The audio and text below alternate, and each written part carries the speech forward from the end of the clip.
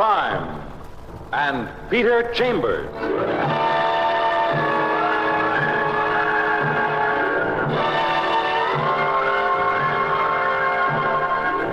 Created by Henry Kane, transcribed and starring Dane Clark.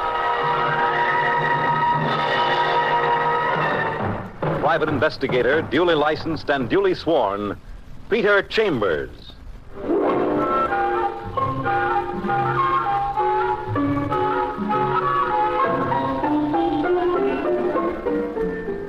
You're a private eye. That's your business. Anything else?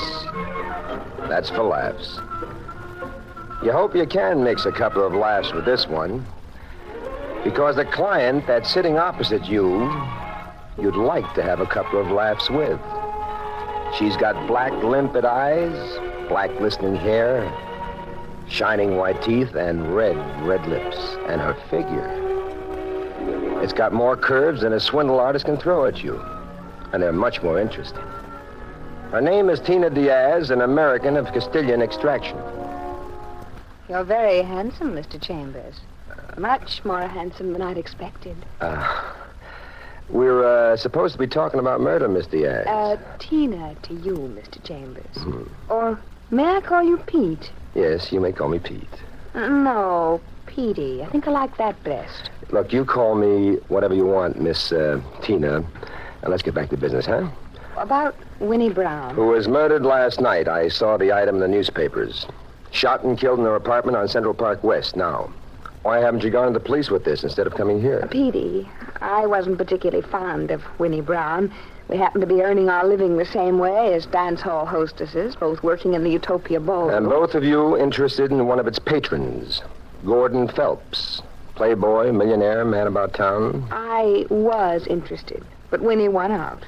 To be frank, I didn't like it. Of course, that was before I met you. Let me hear about Gordon Phelps. First, he was interested in me, and then he shifted to Winnie. We're all over the joint. All over the dance palace, the Utopia Ballroom. There was a rumor that Winnie was blackmailing him. So, don't you think the police would be interested in that? Yes, but I'm not going to deliver that information. Why not? Because Gordon Phelps is a right guy, that's why. Maybe I ought to call him, huh? And get it straight from the horse's mouth. You won't be able to reach him. Why not? The Phelps mansion is on 56th and Madison. You won't find him there. How do you know? Because he's been in touch with me, which really is why I'm here. Right now, he's in a little place that he has down the village, a little hideaway he keeps. You know the phone number? 102-1110. Want the punchline, Petey? Honey, from you, I'll take anything. He sent me. Gordon Phelps sent me. He's waiting for your call. All right. 102.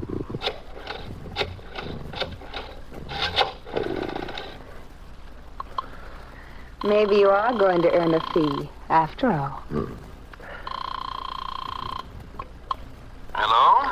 Gordon Phelps? This is he? Peter Chambers. Oh, good. I'm delighted that you called me so promptly. Hiding out, Mr. Phelps? Not exactly, no. I'm merely attempting to avoid any unnecessary publicity, if that's possible. I know the police want to talk with me, but I won't talk with them. Not until this hubbub dies down.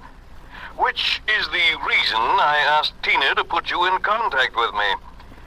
I want to retain you on this, Mr. Chambers. Over the telephone? No, I'd like to talk to you personally. But where? I wouldn't want you to come here. It might be awkward. Well, how about the Utopia Ballroom? Good. Sort of home base, huh? And most appropriate. You know what I look like? Yes, I've seen your pictures. Good enough. Utopia Ballroom, 9 o'clock.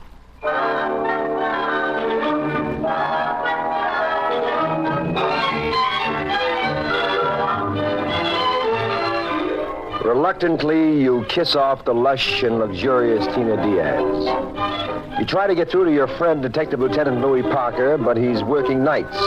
So you march through a dull day, and then at 8:30, you're at the Utopia Ballroom. You're a little early, but that's the way you want it. Utopia Ballroom. They're all the same all over the world. Dim, dark, and rather delightful. And the girls, young, beautiful, a little hard, garbed in clinging gowns, all shapely and vivacious. But that's not all you see.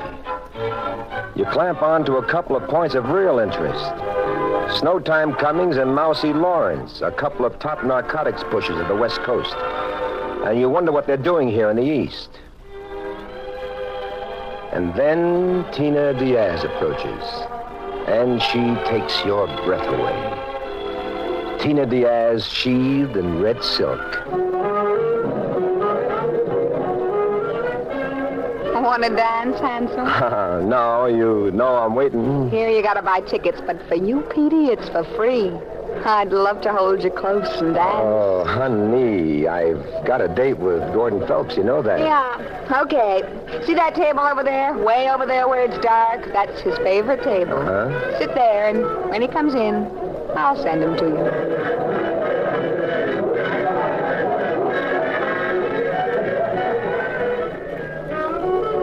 You sit and you wait, and pretty soon he's there. A tall, middle-aged, slender guy with man of distinction written all over him. The first thing he does is hand you an envelope. This is for you, Mr. Chambers. Tina Diaz directed me to you. What is it? Your fee, $1,000. I hope that's acceptable. It's acceptable. Sit down, Mr. Phelps. Thank you. You know your job, Mr. Chambers. I want to know who killed Winnie Brown. And if it turns out to be you, Mr. Phelps, there's no rebate on the $1,000. Good enough. Now, what's your connection with that girl, Winnie Brown? What about this blackmail talk? It's absolute nonsense. She was taking dramatic lessons. And, well, I was helping her. How much were you helping her, Mr. Phelps? $75 a week. Well, now, don't misunderstand. It was purely an act of charity. The girl had talent. Yeah, sure. Now, look, so what's with this blackmail pitch that everybody's talking about? Oh, rumor, gossip, and nonsense. She probably boasted that I was helping her, and, well, you know, a place like this, tongues get to wagging. Did you visit her apartment often? As a matter of fact, I've never been to her apartment. Okay, you've never been to her apartment. Now, look, somebody did kill her, Mr. Phelps. Any ideas that you can kind of throw into the hopper? Well, there are two people. There's Tina. Tina Diaz? Yes. Perhaps, in a sense, it was my fault. Because it was Tina's belief that Winnie had won me away from her. There was bad blood between those two, and I know for certain that Winnie was in mortal fear of Tina. Fiery type, that Tina. Bad temper. How long have you known those girls? Oh, I met them about a year ago. Now, you said two people, Mr. Phelps. Who's your other candidate? Johnny Hayes. Who that?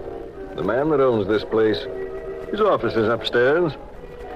A couple of nights ago, I knew that Winnie was in his office, and I was going up there to sort of pay my respects. The door was partly open. And before I actually realized it, I was eavesdropping. I overheard an argument.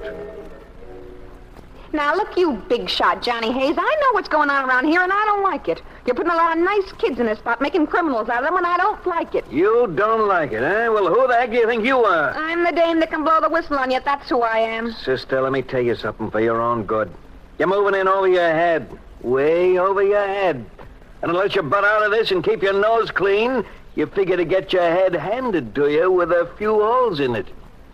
And that's final. And so's this final, Johnny. Unless you put a stop to this thing within a week, I'm going to the cops. And you'll get your head handed to you. And it's got holes in it already. And that was that, Mr. Chambers.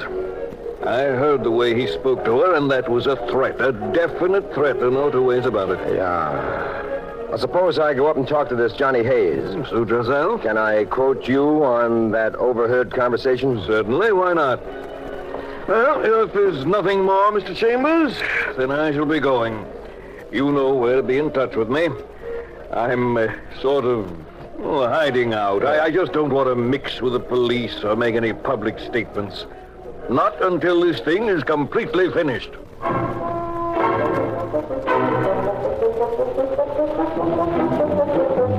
Johnny Hayes' office is the usual cubbyhole overloaded with pictures of prize fighters and actors. Okay, so you're a private cop. So what can I do for you? He's a sharply dressed guy, tall, pale, slender, and good-looking. And trying to learn anything from his face is like trying to learn something from a clock without hands. Okay, so you're Peter Chambers. So what do you want me to do? Bring out a flag and wave it? I want you to answer a couple of questions. I'm working on that Winnie Brown thing. Okay, so work somewhere else. I'm working here. Oh, a tough boy. One of them, huh? Tough enough if that's the way you want it. Now, how do you want it? Well, for the time being, let's play it in a soft key, tough boy. What do you want? That's better. A couple of nights ago, you were overheard threatening Winnie Brown. Where? Right here. It's a lie. You didn't have an argument with her? I did not. Suppose I tell you I got a witness to that. And I'll tell you, he's a liar. Would you say that Gordon Phelps is a liar? Gordon Phelps, eh? Yeah. Yes, I certainly would say he's lying. Why should he lie? So's he can take the heat off himself. If anybody killed her, he did. How does that figure? Because she was playing him for a sucker, that's why. And he couldn't get to first base. And that drove him off his nut. He's one of them millionaire guys, spoiled all the way from the cradle. If they can't get what they want, they kill it. So's no one else can get what they can't get.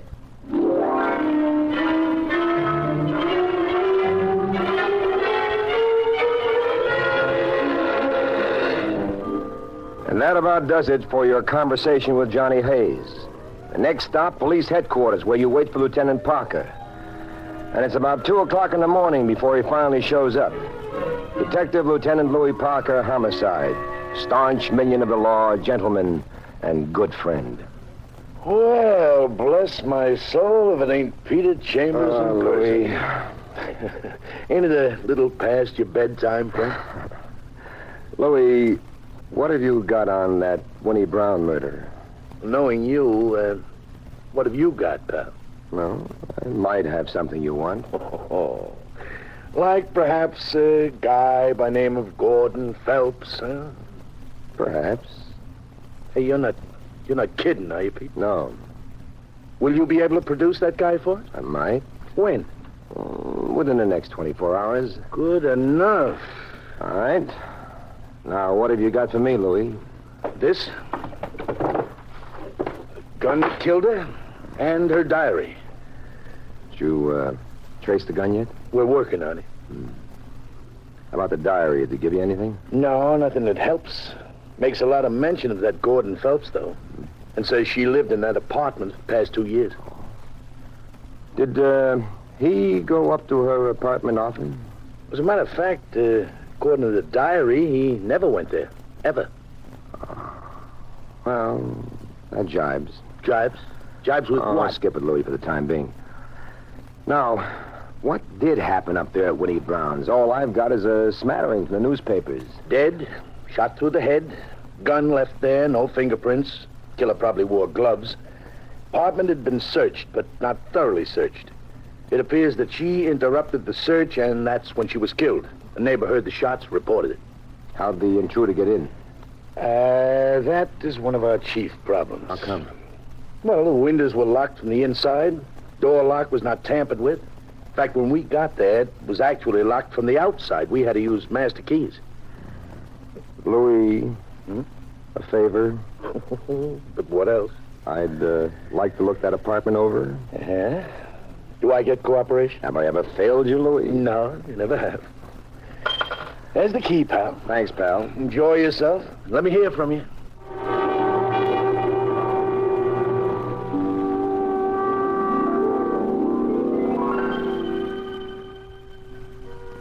It's 2 well-furnished rooms on Central Park West near 75th Street. You give the joint a quick going over, and you come up with nothing. You're just about to start a return engagement, this time more intensive, when you hear an instrument fumbling in the door lock. You douse the lights. You take up a stand behind the door. And when the door opens, you jump them. But The him is soft and pliant and nice to the touch. And when you get the lights on, the him ain't a him. It's a her. Tina Diaz. Oh, you hurt me.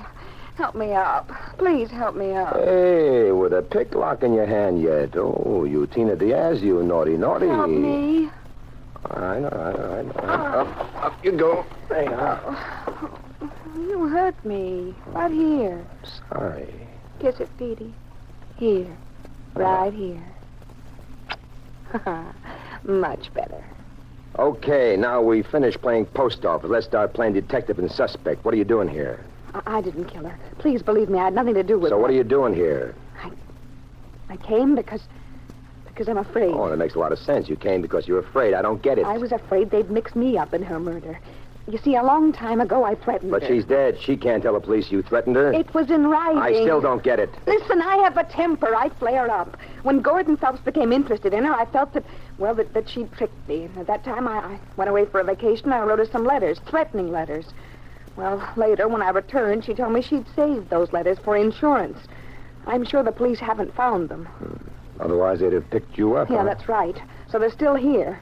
Well, I don't want to be involved. So I borrowed this picklock, and I came here tonight, took some time off from the dance hall. Okay, sweetie, okay. Now, let's see. Let's look together. Let's see. I'm, Winnie Brown. I'm a girl who works in the dance hall. I have a two-room apartment. I have some letters that I want to hide. Where would I hide them? I'm a girl who's influenced by movies, comic strips, television. Tina. Yeah? Help me take that picture off the wall, that big one.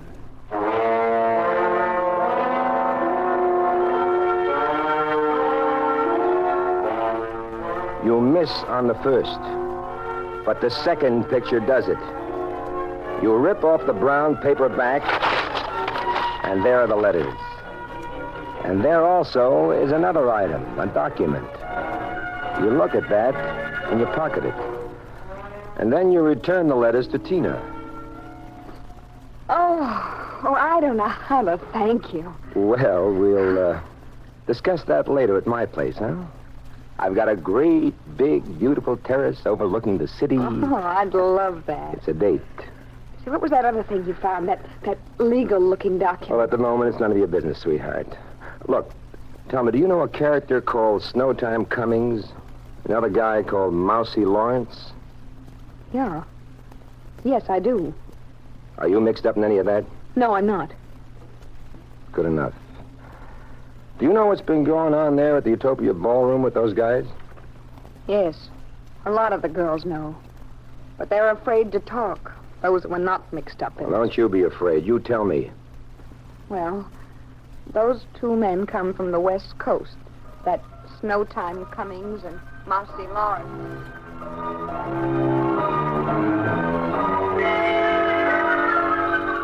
You call Parker and you call Gordon Phelps, and then you and Tina and a lot of cops and Parker and Phelps are all gathered in Johnny Hayes' office. Snowtime and Mousy have already been picked up, and now Parker points a finger at Gordon Phelps. You, Mr. Phelps, just in case you're remotely interested, the gun that killed Winnie Brown was your gun. Well, that doesn't mean a thing, Lieutenant. I gave her that gun 6 months ago as a gift. You're pointing the finger at the wrong guy, Louis. Well, who's the right guy? A little bit to your left. Correct. Johnny Hayes. Me? Why, you dirty little... Oh, shut up. Let him talk. Those two West Coast hoods were passing narcotics right here in this dance hall. They terrorized some of the girls into working for them. They slipped the girl a packet, and the girl would slip it to the customer while dancing with him, then they'd take his dough in return. I didn't know anything about That's that. a lie. You even tried to talk Miss Diaz into your filthy little racket. Yes, it's true. He did. And for all of that, the boys paid him off, Louis. Winnie Brown found out about it, and she was a spunky one. She told Hayes unless he cut it out, she'd go to the cops. So he killed her.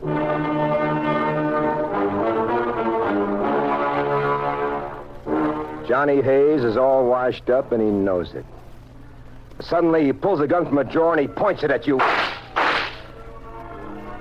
But it's Parker shooting the gun out of his hands. Good old Parker.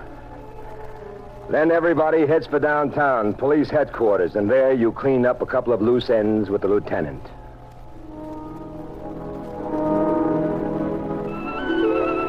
And then, in the faint blue of the very early morning, on your terrace overlooking the park, you and Tina Diaz drink a quiet toast to the great, sprawling, sleepy city beneath you. To New York and to you. And congratulations on a really brilliant performance. And to you, honey, who held plenty. And believe me, it took a lot of nerve. But how were you so sure it was Johnny? Well, first, whoever killed her had used the key to go in. And when he left, he actually locked the door behind him. So? Well, there was plenty of motive for Johnny. Phelps had heard his threat, and you gave me the rest of the information. That made me very sure that he was our boy. But that document stuck behind a picture was the clincher. What was that? That's what he was searching for. What might tie him into it. It was a legal separation between Winnie and Johnny Hayes dated 6 months ago. They'd been married, husband and wife, and they'd broken up. And back in my mind, I was looking for somebody with the key to that place. And who else would that be but the legally wedded husband? Real little old brilliant Sherlock Holmes. Well, I try. I like you, Petey. I like you very much. Oh, and I like you. Petey? Yeah. You make a lot of money, don't you? I do all right. Well, I was thinking... I work pretty hard for a living, and I don't earn very much. Sure, I know. And I was thinking that if you had confidence in my ability... Oh, I have confidence in you, honey. Well, I know a dramatic school. It's only $75 a week, and if you could lend it to me and... Oh, what's so funny? Nothing. Except this is where I came in.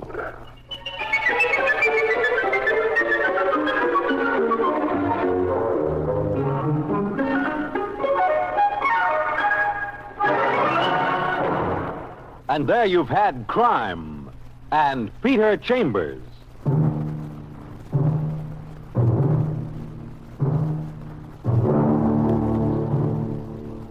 Dane Clark was starred as Peter Chambers.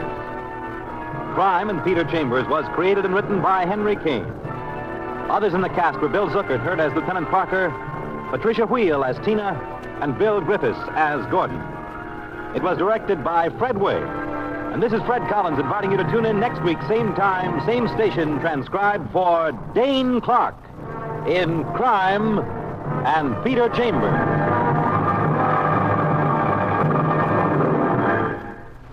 Crime and Peter Chambers has come to you through the worldwide facilities of the United States Armed Forces Radio and Television Service.